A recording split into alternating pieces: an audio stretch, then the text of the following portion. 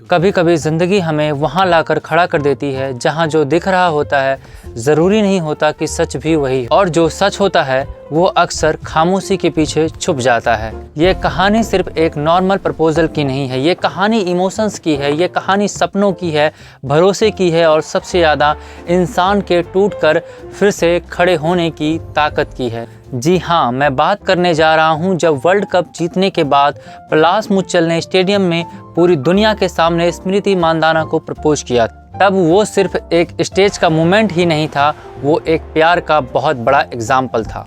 उस दिन पूरा देश एक ही बात बोल रहा था, ये होता है असली प्यार, जो सालों तक छुपा कर रखा जाता है और फिर सही वक्त आने पर पूरी दुनिया के सामने लाया गया। एक्चुअली उन दोनों का प्रपोजल खूब वायरल हुआ। स्टेडियम का क्राउड, सामने कैमरा फ्लैशेस, स्मृति की आंखों के आंसू, पलाश का कॉन्फिडेंस, सब कुछ एक परफेक्ट मूवी सीन जैसा लग रहा था और लोगों ने भी दोनों के फ्यूचर्स के सपने देखने शुरू कर दिए थे। उस दिन ऐसा लग रहा था जैसे सब कुछ परफेक्ट कहानी जैसा चल रहा हो।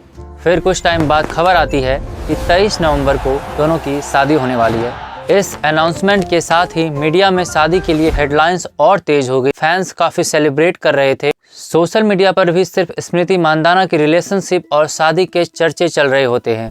लेकिन फिर अचानक ये न्यूज़ आती है कि स्मृति मानधाना के पापा को हार्ट अटैक आया। पूरे माहौल का रंग बिल्कुल ही बदल गया। जहां एक तरफ शादी की बातें हो रही थी, वहां अचानक सिर्फ दुआओं की आवाज़ रह गई। उस वक्त सिर्फ यही कहा गया कि शादी अभी कुछ दिन के लिए डिले हो रही है, कैंसिल नहीं, और सबने भी यही समझा कि फैमिली पहले, बाकी शादी तो बाद में भी हो जाएगी। इस वक्त किसी ने ये सोचा भी नहीं होगा कि ये कहानी यहीं से किसी और दिशा में मोड़ लेगी। फिर उसके बाद कुछ दिन सब शांत रहा, कोई बड़ा अपडेट नहीं था। लोग सिर्फ नज़र इज़ रियल और उनके पापा के हेल्थ के बारे में पूछ रहे थे।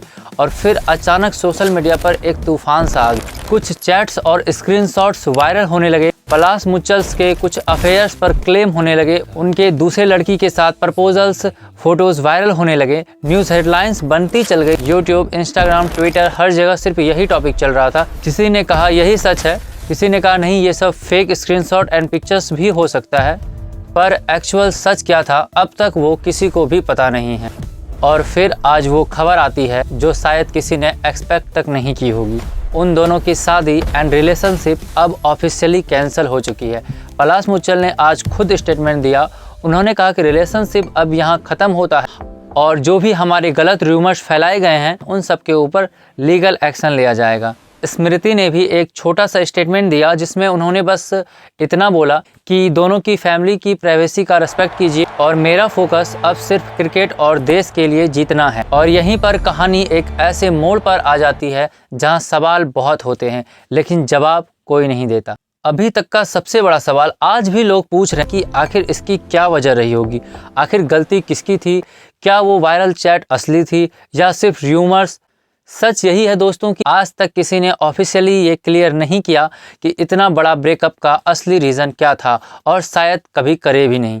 लेकिन यहाँ पर स्मृति मानधाना के लिए ये सिर्फ एक नॉर्मल ब्रेकअप नहीं था, ये एक बहुत बड़ा इमोशनल झटका था क्योंकि सब कुछ पब्लिक के सामने हुआ था। लेकिन उसके बाद भी वो खड़ी होती है, हेलमेट पहनती है, बैट उठाती है और देश के लिए रन बनाने निकलती है। क्योंकि चैंपियन अपना दर्द दिखाता नहीं है, चैंपियन उस दर्द को अपनी ताकत बना लेता है। कभी कभी रिश्तों का टूटना सब कुछ खत्म होना नहीं होता, वो हमें नए तरीके से स्ट्रांग बनाने का प्रोसेस होता है। और जो अपने सपनों के साथ वफादार होता है वो एक दिन दुनिया को भी अपना जवाब बिना शब्द के दे देता है। क्योंकि असली जीत सिर्फ स्टेडियम में नहीं होती, असली जीत तब होती है जब इंसान टूटा हुआ होकर भी फिर से खुद को संभाल लेता है। आपको क्या लगता है इस रिश्ते के टूटने के पीछे सबसे बड़ा कारण क्या हो सकता है? कमेंट बॉक्स में अपनी राय जरूर बताएं।